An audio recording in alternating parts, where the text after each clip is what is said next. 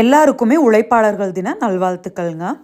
ஒரு லீவ் இல்லாமல் ரிட்டையர்மெண்ட் இல்லாமல் நேரத்துக்கு சமைச்சு குடும்பத்துக்காக எல்லாமே செஞ்சு தினமும் அமைதியாக உழைச்சிக்கிட்டு இருக்கிற வீட்டு உழைப்பாளர்கள் எல்லாருக்குமே ஒரு பெரிய சல்யூட் அண்ட் ஸ்பெஷல் உழைப்பாளர்கள் தின நல்வாழ்த்துக்கள்ங்க. இன்றைக்கி வெள்ளிக்கிழமை சித்ரா பௌர்ணமியும் ஆமாங்க. அதனால் வந்துட்டு போகும்போதே பூவும் வாங்கிட்டு போயிட்டுங்க. அதுக்கப்புறம் எப்படியும் அவங்க பால் சாயந்தரம் டீ கேட்பாங்க. அதுக்கு வந்துட்டு பாலையும் வாங்கிட்டு போயிட்டு வச்சுட்டா வெடுக்குன்னு போயிரு, இல்லைன்னா சாயந்தரம் மேல் மழை வந்துருச்சுன்னா வர முடியாதுங்களா. அதனால தான் பாருங்கள், நேற்றும் சரியான மழைங்க. அங்கே ரோடே இன்னமும் சூறையாடினா அப்படி கிடக்குது.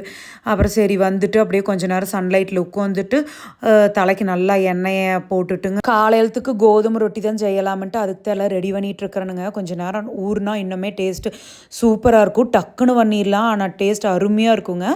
இந்த ரெசிபி நம்ம சேனல்லே இருக்குது, நான் லிங்க் பண்ணுறேன், வேணால் செக் பண்ணி பாருங்கள்.